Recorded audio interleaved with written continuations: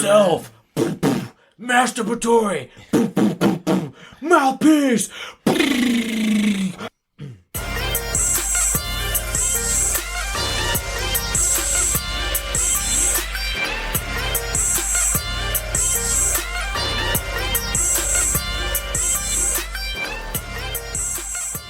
Hello and welcome to Nerds of the Old Republic, the podcast where we drink and we talk about our opinions but not our feelings. I'm Adam. I'm Sean. I'm Mike. I feel like you gave too much away there, Adam. I'm feeling exposed right now. I'm sorry. That was too close to being authentic. You see what you did? I did. Damn it. Just drink your beer. Just drink your beer. I can't. It's empty. No. The other beer. Oh, okay. Okay. Yeah. Okay. So if you haven't gone on to the gist of things and you're new here, hey, thanks for coming over. This is awesome. Nice to have you. So generally what we do is we talk about a piece of literature or a movie or something in the nerd realm of interest for us. And that's what we're doing tonight. Is we're talking about the state of nerddom in the end of 2024. Kind of, that's our working title here. But before we get to that, we've got a couple shout outs to give. So I'm going to pass it over to Sean real quick. Thank you, Adam. You're welcome. I can't Commercial do it. Right? cut number one. Yeah.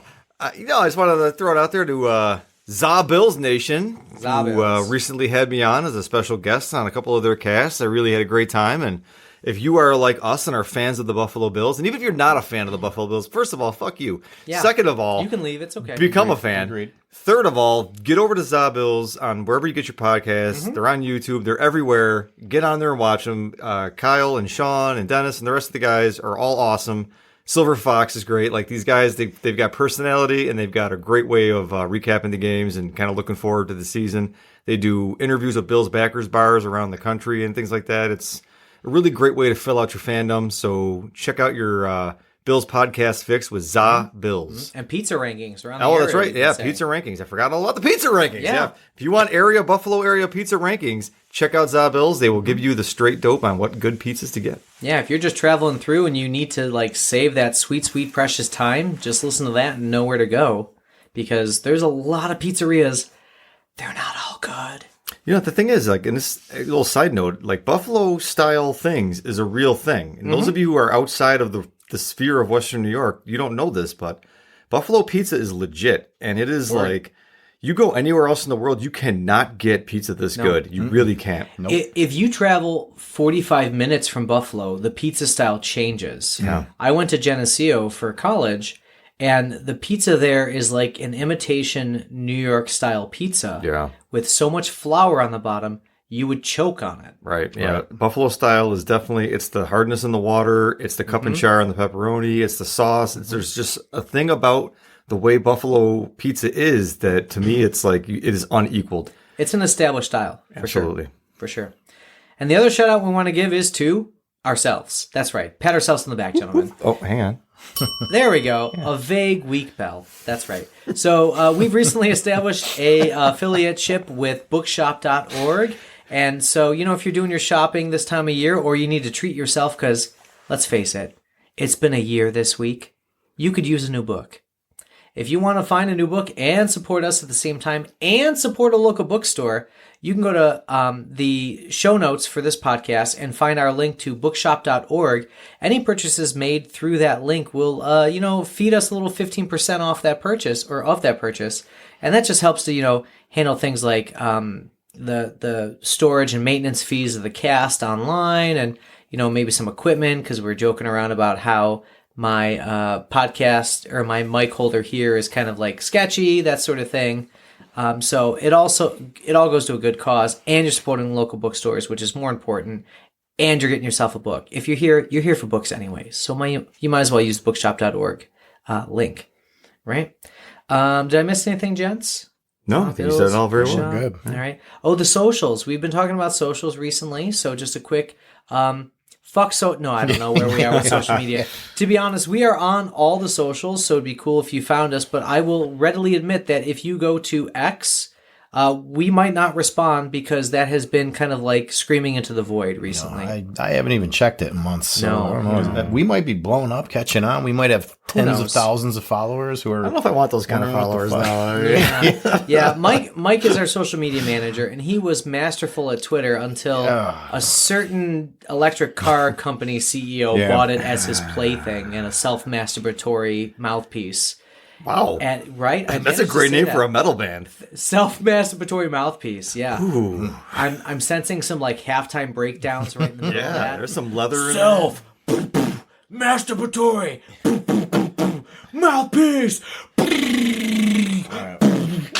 When you do the editing, put that right. That'll be the cold open. Yeah, thank you. Anytime I can beatbox as a cold open, I'm gonna do it. Excellent. All right, note to self. But in all, in all honesty, Mike was working hard to cultivate an audience, and the audience was interacting with him, and then it just went poof, up in smoke. So we're still trying to find our voice online, like where we're going to be respected. I will say thank you to those of you who have been following us on Podbean. We've got a lot of people who have lately been subscribing to us, so we appreciate that. Thank you so much. Yeah, we see you, and we do pay attention to where the data is coming from, so we try to make sure that we're easily accessible for everybody, by all means. So thank you. We are going to consider Blue Sky, but we don't know where we're at with that. So, if you're leaving X for Blue Sky, maybe. We'll see. I'll put out some notices somewhere to let you know. But we're gonna do what we normally do next, which is imbibe, right? Because what's a good book club without imbibement? We may not be great at social media, but we are really good at drinking. Yeah. If there's one thing my Polish liver does well, besides crank out cholesterol, it is also filter alcohol. So this was my pick, and if you listen to the previous cast, we made much ado about how Sean doesn't get the beer he likes. Oh, guys. So both Mike and I tried to pick a beer we thought Sean would like, because Sean is not a fan of IPAs or sours or that sort of thing, and Mike and I dare I say, we drink a lot of things. We do. Yeah, that's how I get through the day. You're omni drinkers? Yeah, I'm omnivorous. I'm a slutty drinker, I'll tell you that. Slutty drinker, I like that. Okay, right? No slut works. shame here. We're not going to slut shame on this show. But, so I bought a cream ale from Prison City Brewing, which is out in Auburn, New York. Shout out to them. If you've never had them, you should definitely pick them up. If you're, I believe, in the tri-state area, you can get Prison City without much issue. If you're at Wegmans, you can definitely get Prison City. And I know Wegmans goes all the way down to Raleigh, North Carolina. So shout out to my cousins out there. One thing we do typically is we have a tasting note read-off.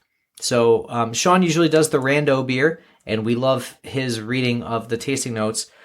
Mike and I have picked beers that don't have tasting notes, and that was an accident. I think just to get us off the hook, so we don't have to compete with Sean's. Oh, come on. I can't. Sean's bass. He's a bass, and I'm like an alto soprano. Oh, stop it. Like, I grew up in the age of emo music, so I've got a great falsetto where my kids think I'm being murdered, and they check on me when I'm singing. You're like Ned Flanders. That's fantastic. Yeah, pretty much. Yep, except the Jesus music's not what I'm singing. So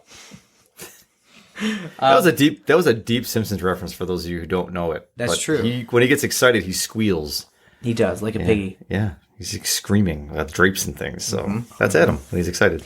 Yeah, you can actually tell when a class is going well in my classroom because you can hear me 3 doors over going, "Oh my gosh!" Sorry about, you got to cut the clipping there. I clipped out. Oh, I'll compress it. We'll be good. Okay. So it's my turn here to read Prison City Brewing Cream Ale, which is a... I'm not going to do my radio announcer voice because that's the easy one. I've got that unlocked. I don't need that right now. Prison City. Yeah, Prison City Brewing Cream. No, I'm not going to do that. But here we go. If you listen to the last podcast episode, I made a reference to a 1-900 number that we're vaguely putting out as an AI chatbot, and that's what I'm going to do this in. I'm going to pretend that I'm the AI chatbot from our 1-900 Talk Nerdy to Me. I want to get that going, by the way. Ready? Prison City Brewing, Auburn, New York. Cream Ale. 5.0% alcohol by volume. Brewed and canned in Auburn, New York. A classic cream ale. love how he's holding. He's like, Yeah, I don't know why. As if I got a monitor in my ear. I'm holding my left ear. You can't see it. I was once told. So little history of me. I was once told you could tell if you were pitchy when you were singing by pinching your ear. The opposite ear to hear if there was a difference between your left and right ear. Okay. That's bullshit. I can't tell pitch for what. Yeah. But we don't have monitors, by the way. But we have headphones. We could use as monitors, but we never use them. So, I'm holding a fake monitor to my ear as I read this. Well, next time we record, I'll bring my saxophone. Love it. I'll do some smooth jazz lightly in the background while you speak in that voice. Maybe some Silver Bullet Band would be great. A little Baker Street in the background. Oh, okay. Yeah. So, I don't know, whatever makes it sexy. That's all. You talking in that voice. We make have it a sexy. little. That's true. I like it. According a little Isaac to Hayes. Surgeon General. Oh yeah. Women. Oh yeah. Should not drink out. No, don't listen to that one. The weird thing is, fluid ounces. listeners at home, it actually says, "Oh yeah." That is weird. I've never seen a Surgeon General's in the warning. middle of the Surgeon General's warning. I do love that it's a pint. It comes in pints now. Pint. It's a full pint. I'm having one. Yeah, there you go. All right, let's open it up and enjoy this cream ale. Ooh. Cheers. It's a good open. Cheers. So, dear listeners, you may know we're in the Buffalo area, and so the most famous cream ale around here is Jenny Cream Ale. Jenny Screamers. Cream Ale. Yeah. I get sick every single time I drink one. Just one. Doesn't matter. Yeah. I don't know why. Maybe because it's the Genesee River lighting a fire in my intestines. Adam, there's a bathroom directly above you. I appreciate that. I could probably hit it from where I'm sitting. Well, I'm going to go ahead and I'm going to weigh in here and say that this is a much better cream ale than Genesee Cream Ale. It is, and I have to admit, I don't actually understand what denotes a cream ale from a lager. It's brewed with milk. I don't know. Yeah, It has whipped cream in it. I think. Yes, you can't. Some half and half. But I did that thing it's really snooty of me, but it's like I'm a homebrew, and I'm like, no, it doesn't. And then that was my first reaction. My second one was, oh, he's fucking with me. That's right. He's just kidding. I did not see that. You know what? It's tasty. It's a damn drinkable beer right there. Good, man. It's nice and clean. Mowing your lawn. Yeah, That's a lawn mowing beer. That's a little heavy for a lawnmower for me, but it is still a very tasty beer. Yeah. Sean approved. That is. I'm glad you like it. Yeah. All right.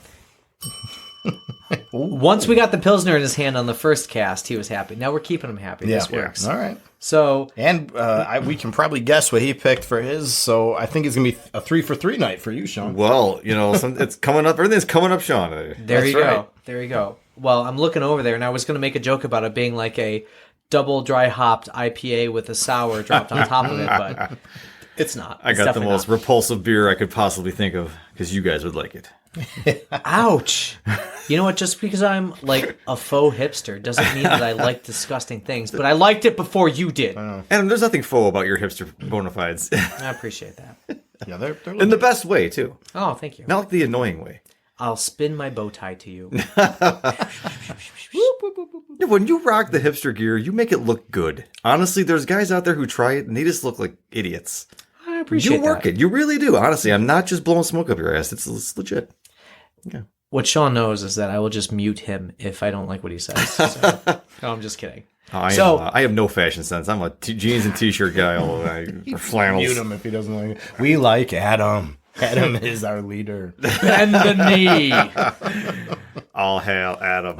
That's right. Yeah. So this cast we had a couple ideas for this cast. So if you can't tell, we're a little freewheeling right now. Mm-hmm. Originally, we were going to watch Galaxy Quest. And one of us did. To backstop. Yeah, well, some of us are procrastinators. You guys missed out on Sigourney Weaver's titties. Well, I mean, that's not nothing. But also, and Alan Rickman. And Alan Rickman's titties. Shit. Now I kind of wish I watched it. Yeah. But you'd have to live with Tim Allen for most of that movie too. So. That's really hard actually for me. I'm not gonna lie. Like after Home Improvement, he fell off the map. He doesn't do any grunting though. I gotta say. Well, that's good at least. But who's the guy? The dad from Mrs. Maisel. He was Tony Shalhoub. He's also in it. He's pretty good. That's right. Tony Shalhoub was a weird cast in that one. But yeah. We decided honestly to kind of wrap up the year in a way because, we're in like book award season. There's a lot of good media coming out. And I didn't watch the movie. I'll own up to it. So we decided to change gears. And we each came with a couple questions as a round table or like freewheeling conversation. And because he has become the correct level of sycophant, I will let Sean go first. I don't know how to feel about that. That was a good decision, Adam. All right. You can go second. Yes. Are you ready for my hot takes and questions? I don't know how to speak Elvish. Can I still answer? Probably. Shit. Because fortunately, this one will be phrased in Klingon. I was going to make a Klingon joke. I'm sorry, Adam. I'm sorry. Do you have your Babelfish? I do. Oh, shit. I forgot the name of the traditional Klingon weapon that they fight with. Oh, Batlith. Yeah, I let my Batlith in the car. Oh, yeah. Or a Metlith. The little one. Ooh. All right, anywho, I'm getting way too nerdy for even this cast. I got a myriad of questions, but I'll start with the hate today. Oh, boy. Just right after last How cast. refreshing. How off-brand of you. Well, those of you who've been around for at least a few casts know that I absolutely have given up on Disney Star Wars, which might come up in a question later, but another property, another IP that is meeting my ire lately would be the beloved estate of one J.R.R. Tolkien and what Amazon has done to this once. Honestly, this is like, it's in the pantheon of greatest things I've ever read in my life. Like, I have read the Lord of the Rings trilogy and the Silmarillion more than anything else I think I've read, including stuff I teach at school. Yeah, like the only person who can quote more of it is Stephen Colbert. And Stephen Colbert could lick my sweaty nutsack, man. I was going to invite him on the cast. Fair point. Well, then he could he could come on the cast. He could lick my nuts on cast. That's fine. Sure. Anywho, D's nuts. My question here is, we Rings, haven't even got to the question yet. There's already so much hate. Longest preamble ever. Good. All right, Mr. Burns, what's up? With Ring, that was Palpatine. Come on, that was Sheev. God damn it, Adam. Sorry. With Rings of Power Season 2, I worded it nicely. Falling a bit flat. And several new Lord of the Rings projects coming. That's very generous of you. I'm trying to be diplomatic, including The War of the Rohirrim, which I'm actually kind of excited for. It's an animated movie coming out on Netflix, right? I think it's Netflix, right? Netflix? I don't know. And my question then is, what are your thoughts on the current state of the Tolkien IPs and where they're going?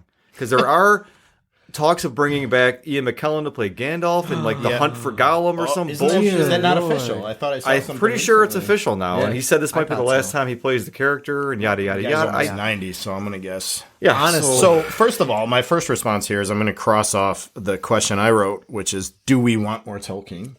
Oh, I think we can piggyback on that. That was it's related. Listeners should know that we didn't tell each other the questions beforehand. Oh no, I got correct. I got these like 8 questions, so I can afford to scratch a few off here. Excellent. I don't want any more Tolkien, no, at all. I didn't want Rings of Power, although I had hopes that it would be good, and although I'm far more forgiving of it than some of my friends are.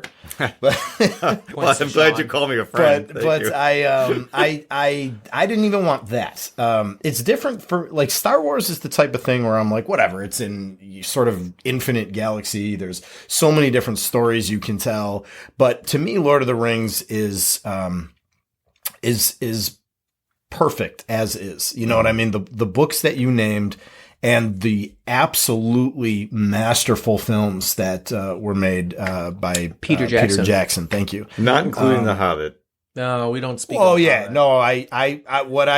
Comparatively. To clarify, I meant that original trilogy of Lord of the Rings films should have been it. You know what I mean? And I don't think that I don't think we need to go back to the Middle Earth well, because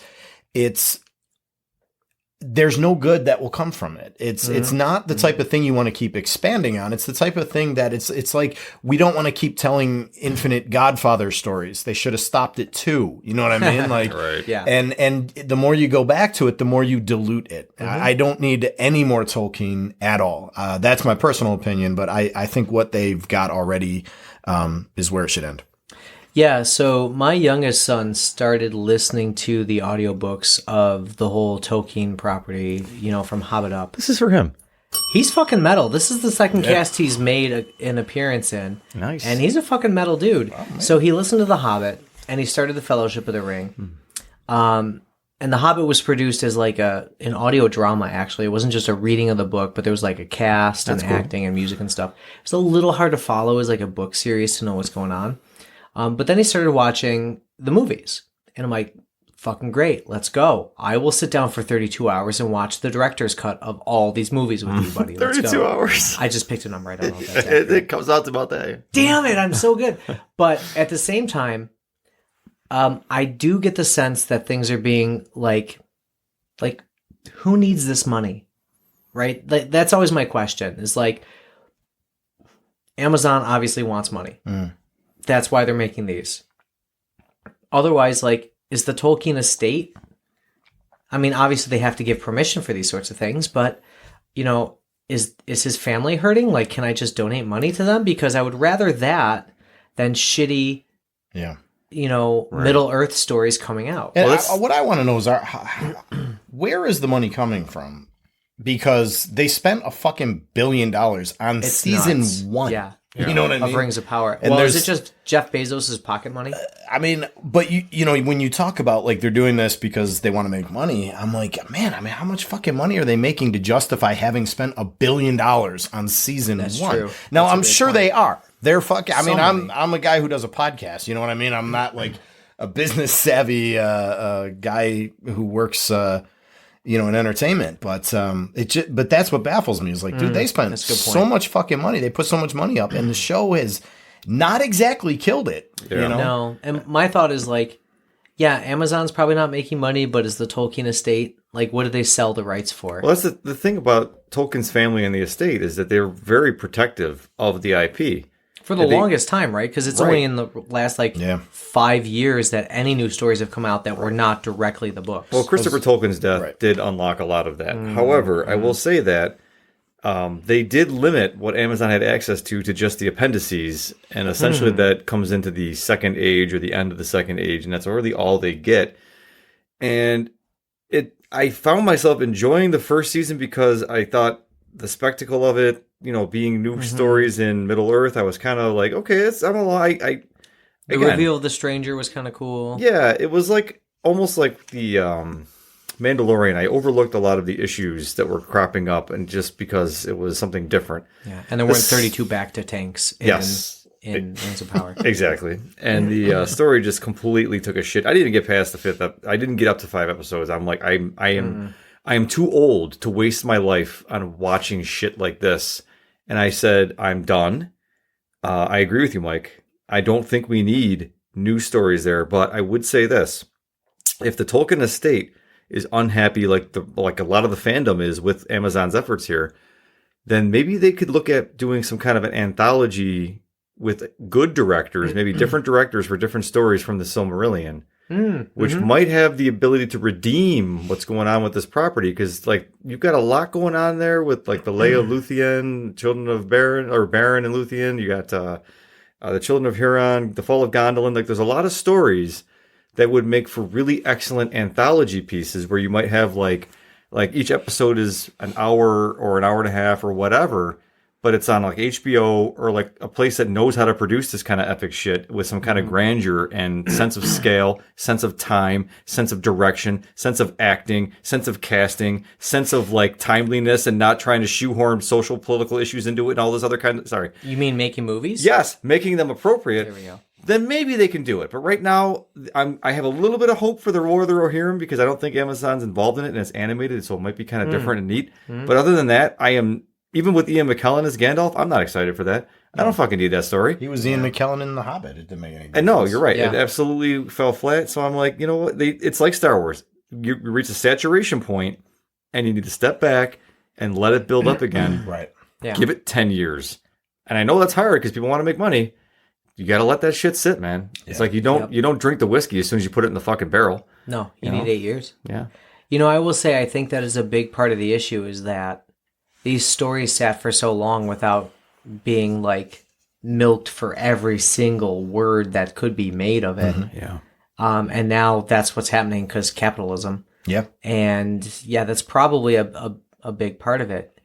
However, as a Dungeons and Dragons fan, I'm very cautious about any animated series of anything because there was a terrible D&D animated series in the late 80s. Yeah, I remember that. Oh my god, it was so bad we all make fun of it. So, But the movie that came out recently was pretty good. I'm going there later with my questions. Okay. The movie was fucking fantastic. Well, do you want to ask it now? No, you can keep going. Well, no, we're done. I mean, we're gonna go around, right? So Yeah. Well, I told Mike he could go next because he correctly bent the knee in the right direction. So all right. it's all right. I'm Not like an going to ostrich? continue bending the knee, and it's a good transition if you want to ask your question. Okay.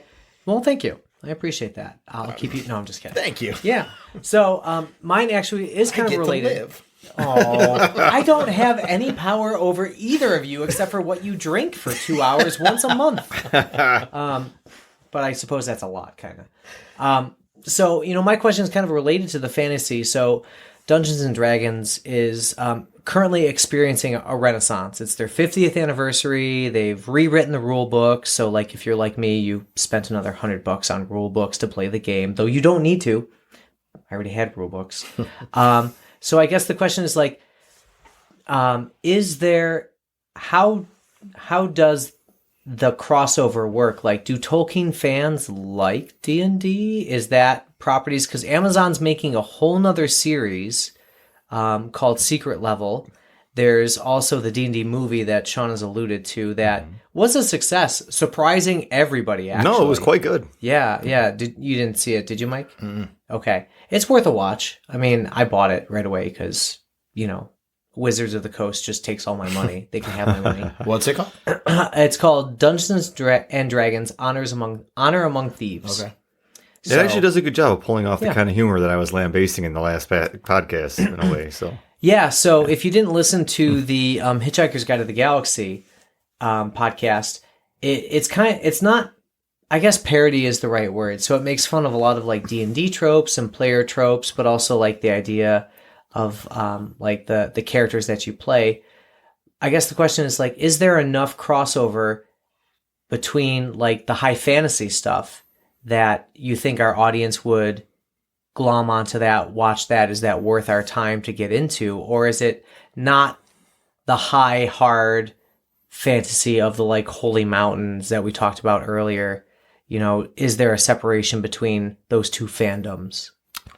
I think the intention of the game definitely falls into that realm. I think the movie, it gets close to satire in a way, but it's still... It's a little self-referential. It is, yes. And I think that's part of the success of it. But honestly, I think it's not like shitting all over fantasy and that kind of thing. Yeah. It still has reverence for it. So yeah, I think there's crossover there for sure.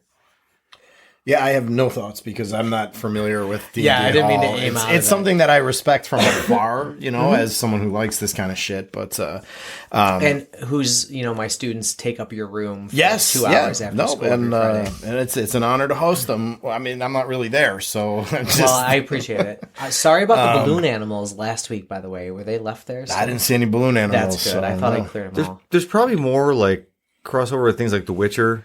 Or others that delve a lot more into like the nitty gritty of different beasts, monsters, like different like classes, like actual fighting sort of thing. Because Lord of the Rings and other high fantasy things like that, it's really kind of down to elves, people, and orcs for the most part, dragons, but it doesn't really get into that kind of like minutia. But a lot of it doesn't. But a lot of the other stuff, like, and that one series that you brought up to me that I tried to read, I got to get back into that. That was more of like a fantasy medieval. Malzahn Book of the Phone? That might have been it. That might be more of like a Dungeons and Dragons kind of like crossover audience, but I don't think they're exclusive anyway, no. Because, sometimes it is, there's still, it feels like a stigma sometimes where you're like, oh, I loved, George R.R. Martin's entire series, and I'll read about dragons there. But you get to talk to me about like playing a game about it, and it's like, no, I'm not going to touch that. Like it's like the third rail sometimes of nerddom, like it's a little too far. So I wonder if that might be feeding off of like the popularity of all the other things that are kind of ancillary. Some people are voyeurs and they don't want to participate. You know what I mean? Yeah. So they just want to watch other people live in misery and deal with that kind of stuff. But others, you brought up Martin. Yeah. But, exactly right. Others want to get in there. Is he dead yet? No, I'm just kidding. No, he's still working on When's the Winner. Sure he is. Is that one of my questions? No, but I think that I forgot what the fuck I was saying. So yeah, carry on. Voyeurs, George R. R. Martin. Yeah. Some people do want to participate, and they do want to like feel like they're a part of that world for at least a few hours a day. And I think that definitely works. About all I know about D&D is there's a character in a sitcom that my wife and I watch who plays D&D sometimes, and he does celebrity impressions, and he does a great one of Al Pacino, which I will now attempt for you now. Please. This is Mike's Badly. contribution. He says, don't get the bell ready, man. I my can't finger's promise it's hovering going to be over the good. bell. Sometimes Al Pacino's working, sometimes he's not, but he says, you're playing D&D. You're playing D&D. This whole party is playing D&D. Nope. Yep. Yeah, that's bell worthy. That got it for sure. You are the best Pacino, aside from Pacino, that I've ever Yeah, heard. sometimes. Dude, That's that's pretty fucking yeah. good, Yeah. man. Yeah. There's a great bit. Frank Caliendo is the comedian who does a great bit where Pacino and Robert De Niro go to order ice cream, and they're in an ice cream shop and they can't decide what to order. And Al Pacino says, "There's so many flavors. What are we gonna do?" And then Robert De Niro goes, "Yeah, there's a lot of flavors. And it just goes on. And I end up beating up some of the customers. It's a great bit. All right, is it my question now? You're like It is your you're a question. walking Goodfellas. Honestly, I can do Pesci too. Oh, see, right? Yeah, Jesus you Christ. got Godfather all by I don't know. yourself. I can't do it on the spot though. Yeah, I that's don't- okay. Pesci on the spot. I get that. I only have Christopher Walken on command, so I get that. You fucking come, you tell me I fucking walking Pacino over here with a mic. Nah, that's bad. I gotta warm it up. We'll cut it and come back. That was my De Niro, but in a higher Yeah, pitch. That's De pretty Niro much got what kicked in Pesci the is. nuts. That's true. That's fair. All right. So I wanted to talk about Dune because big Dune fan. Where's my pen? And Fuck.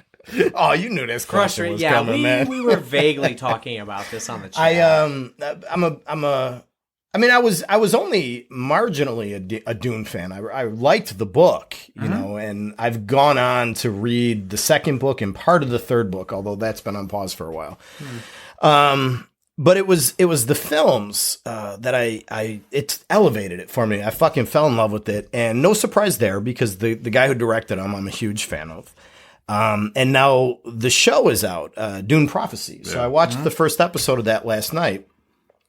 And it's not directed by Denis Villeneuve, but it's directed in the same style. It has the same aesthetic. It looks like it, yeah. as the films, and it's starring one of my favorite actors, Travis Fimmel, who played Ragnar Lothbrok in Vikings, and it's that performance. Travis Fimmel as Ragnar is absolutely one of the most fascinating acting performances I've ever watched in my entire life. Wow. And I watch a lot of film. You know? I thought that this guy was absolutely fucking brilliant in that role. And so I was excited that he was taking on a role here. So I don't know. I wanted to ask a question about Dune, which is that in a landscape where there's no shortage of nerd culture right now, I mean, we've been talking about a lot of it, Star Wars, Tolkien, Song of Ice and Fire, you know, the list goes on and on and on and on. What makes Dune feel like, how do I want to ask this question? Like, how has it come out of, it's been there, it's always been there, but why is it having a moment? Why is it like feel special and it stands out right now amidst a field where there is so much noise already? If that makes sense. That's a good question. I'll take that as the pass to me because I actually have two thoughts right away. First is the scale of it. You know, Denis Villeneuve managed to capture the scale of the space opera in all of its majesty. And despite me falling asleep at the second, I fell asleep at the second part of Dune only because I made the mistake of buying a beer at the movie theater because I'm like, oh, that's cool. I forgot. You can do it I real forgot, now, yeah. right? And I they forgot sell to you buy those beer. big beers too. They're 20 Yeah. ounces. And I was by myself. It started at 10 o'clock. Fell asleep at the end for like 4 minutes. Because we read the book, so I knew exactly what was happening. I fell asleep during the one-on-one battle for 4 minutes. Real pissed at myself. Need to go spend that money to watch it again. So I think the scale of it is really impressive, and like people are drawn to that. I think in a way that's what drew people to Star Wars and sometimes Star Trek too. even though Star Trek is a little more like kept on the ships. Yeah. Well, the new Star Treks, not the original, or like even Next Gen got off the ship a lot. The other thing is, I think the politics feels like 2024. You know, Agreed. there's factions that are warring, and one faction's in command for a while until they're not because they got stabbed by everybody else in the back.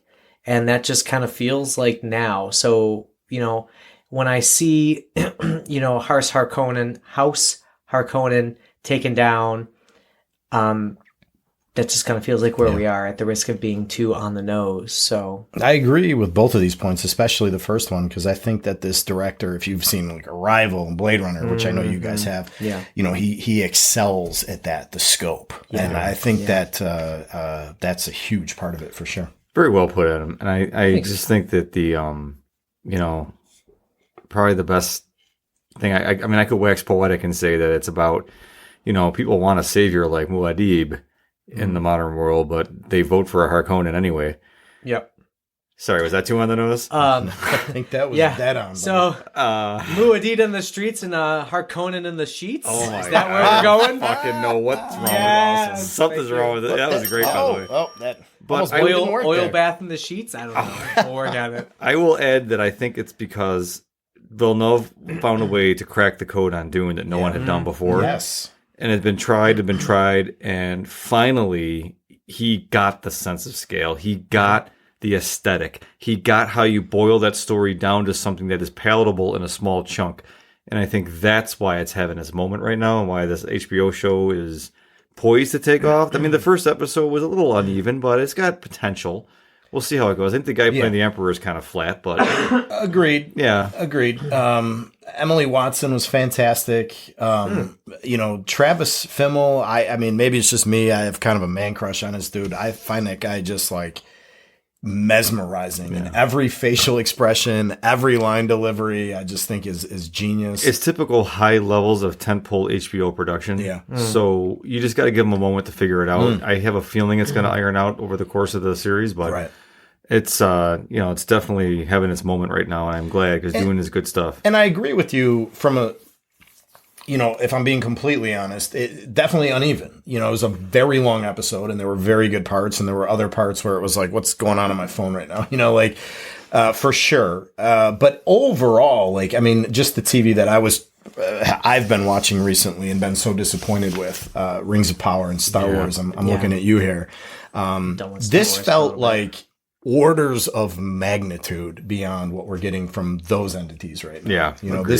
this felt like quality as compared to like, what the fuck are we doing here? Dude, you know what's funny? It's like I'm watching a Netflix cartoon with my daughter called Arcane because it's got a new season out. It's based on the League of Legends video game, which is a dog water video game. But the show is actually, I'm like watching this going like, and they couldn't do this with $1 billion with Tolkien. They took a shit video game and actually have a compelling story with good writing and characters, and it's animated, and they couldn't fucking pull anything out of their asses for Rings of Power or Star Wars, which blows me away. It's all about the writing. The saving grace of Rings of Power at this point is incredible. I forget the actor's name. An incredible performance by the guy who's playing Sauron in that show.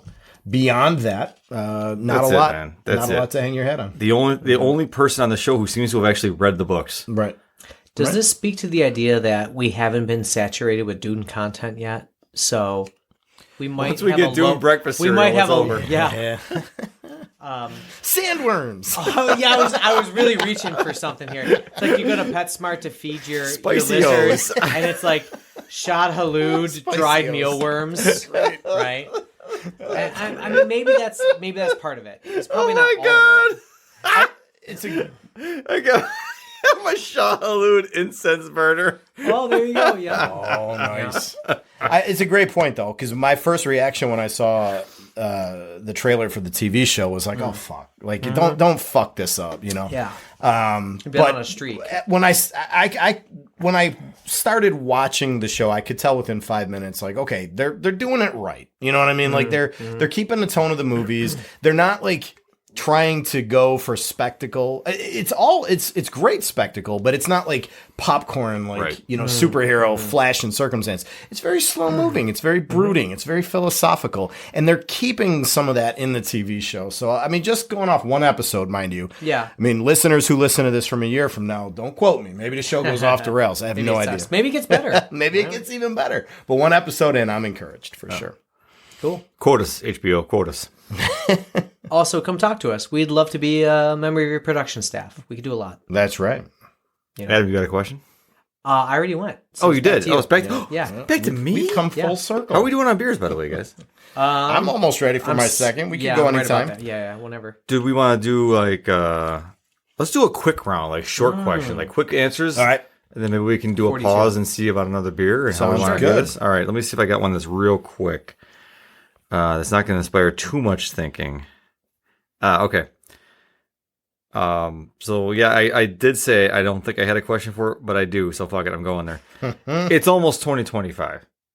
It is. The last Song of Ice and Fire novel, A Dance with Dragons, was published in 2011. Wow. 14 years. Will we ever see Winds of Winter? Ready? We're Quick going to answer answer. this at the same time. 1, 2, 3. No. We did not collaborate on Unrehearsed. that ahead of time. Nope. My quick answer to this is that I hope it doesn't, because I'm enjoying the circus at this point. I've become a hardcore hater. See, we're reversing roles here, Holy right? shit! Wait, you need to say I'm one always- thing, though, right now. You know what it is. Song of Ice and Fire. Fuck you! There it is. Well done. I started out reading that series years ago, and I fucking loved the first book. The second and third, I could take or leave. The fourth, I did not like. And the fifth, I quit reading and threw it across the room. I fucking hate that series so much for reasons we won't get into now, because Yeah. we're doing quick answers. But if the last book never comes out, I will find that fucking hilarious. Damn. Yeah. I honestly do not expect it to come out, and I pretty much expect George R.R. Martin to be milking whatever time he's got with HBO. Like, I'm sure he's getting paid to finish the series by HBO. I don't care. I'm not watching it. I'm done. Like, House of the Dragon, I'll probably watch, but not on HBO. I'll probably borrow the DVDs from my local library. Support your local library. Thank you, Adam. Yeah, as always.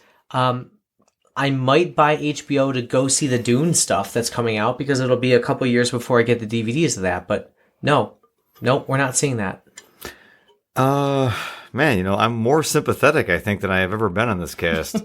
We finally switched roles. Yeah, I understand the guy's got a writer's issue right now, and it's tough for him. And I know I can't imagine he doesn't want to finish the series. I'm sure he does. Totally different than actually doing it, though. I think he put himself into a bind with the TV show and everything, and he fucked up big time with that. And now he's got to try and write himself out of a corner that the TV show painted him into.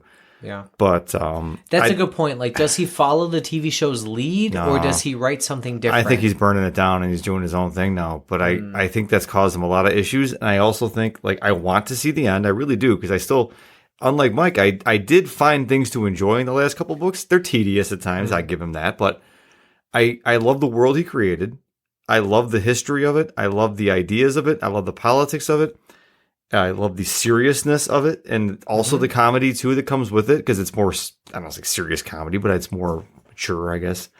But I think we're going to wind up, if we ever see Winds of Winter, it's going to be Winds of Winter by George R.R. Martin, co-written by Dean Koontz or some bullshit like that.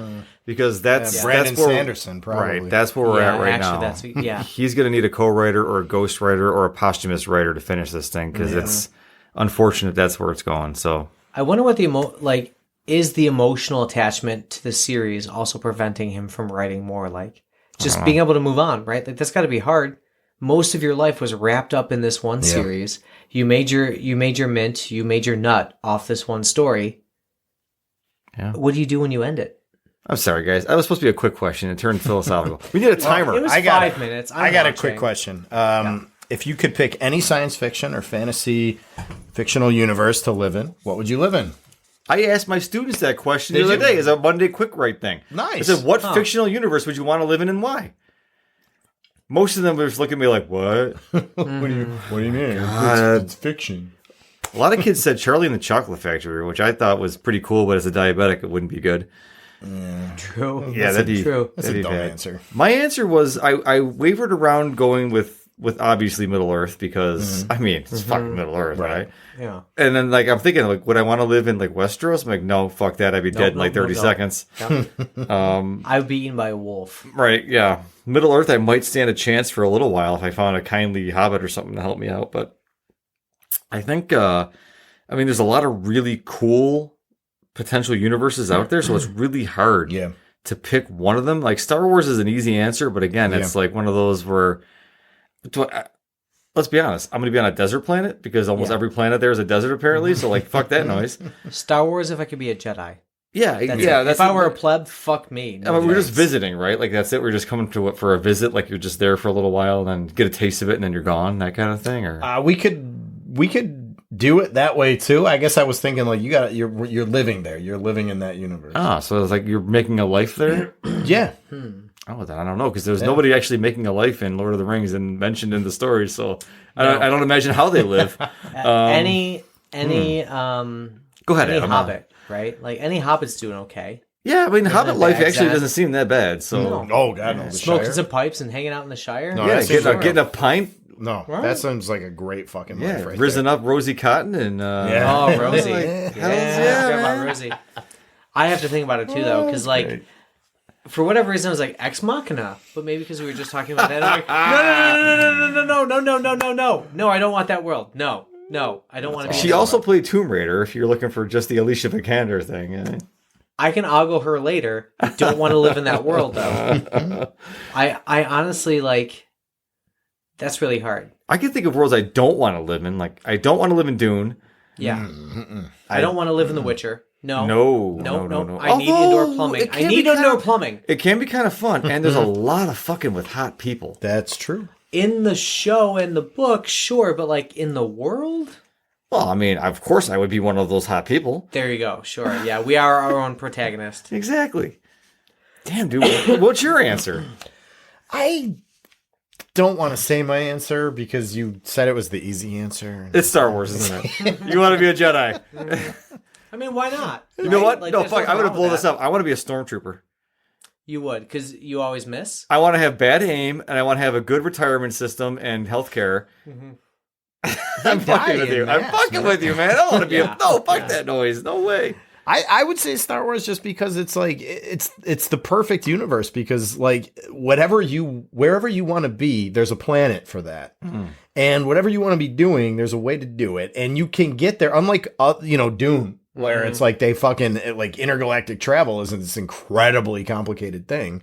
In Star Wars, you just fucking put it in light speed and you're there in 5 minutes. Your astromech Right. takes care of it. That's You're right. And you're just there. Otherwise, what is it is it an astropath in Dune? Is that what the people who Oh, they have navigate like you? navigator, Navigators with the spice they and use everything, spice, yeah. and it's all fucking trippy, and it takes a long time. And Okay, then I mean, fine. I guess if I could trip balls for 32 days, I'd be in Doom. That's fine. Well, the spice is nice. Yeah, my eyes are sort of blue sometimes. I'm gonna go with I want to live in shit. I just had it a second ago. Fuck it, Adam, you go. Fuck you. I was trying to think about it, and I was filling time here. Because I was honestly going back and forth. So, like, the easy answer for me is, like, whatever high fantasy world that, like, D&D exists in. So I guess it would be, like, canonically the Sword Coast, which is, like, where everything takes place. Where, you get magic, you got some other creatures, like, everybody's cool. If there's a bunch of humans and, like, a dragon-like creature comes into the bar, nobody cares. You just, like, they're just there. Yeah. It's fine. Okay, I got my answer now. Sure. Sorry to jump on you there. No, that's fine. Matrix. But I want to live. I want to live in the Matrix. you want to be Cypher. Yeah, I want to be that. I want the steak to taste good, and I don't give a shit about robots. You are Cypher, yep. Yeah, Cypher says Is ignorance. this Cypher? Yeah, that's right. Is I this want it- steak- Ignorance is bliss. but I is this want. steak a steak? I want the best possible version of the Matrix just for me. There we go. So we literally all picked drastically different places. So Mike picked Star Wars. I picked apparently high fantasy where I could do magic, which is cool. To magic! Back to laughing. And then Sean picked a fake world to escape the real world. Yeah, where he's wealthy and powerful and he's having sex with an insanely hot Italian girl. Adam, what's your question? Okay, so it's related to something we've been kind of pondering is like, we feel like we're living in the like golden age of being a nerd. You know, we almost have unlimited access to whatever content we want. Unlimited power. Girls just lining up. Well, that's, I mean, not in my life, but that's okay. Not mine. I just hear Satisfied where that. I am. Yeah, it's around the way.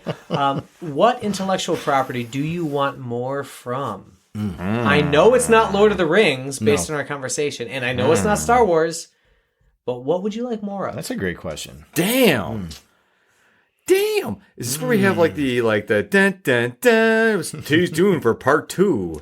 I mean, we could, yes, where like, you know, everyone starts chanting my name as I'm in the like the tomb, and like he's finally the one, and then we can come back. Yeah. I feel like, actually, what are we at right now? 39.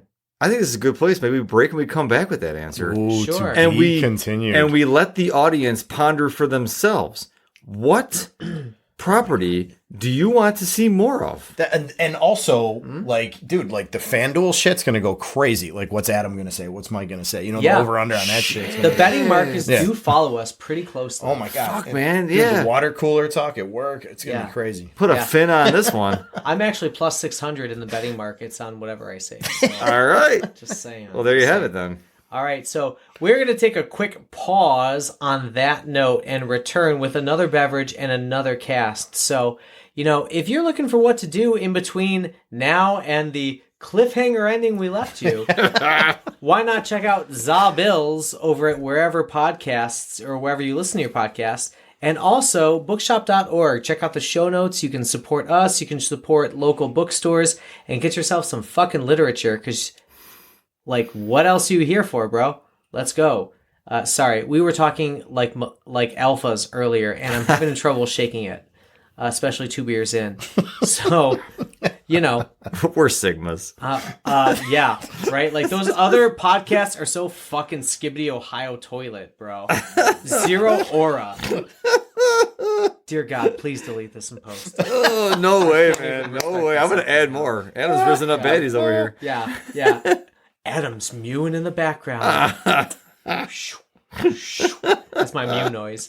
But in any case, we'll see you in a little bit with that cliffhanger. What other nerdy IPs do you want more from?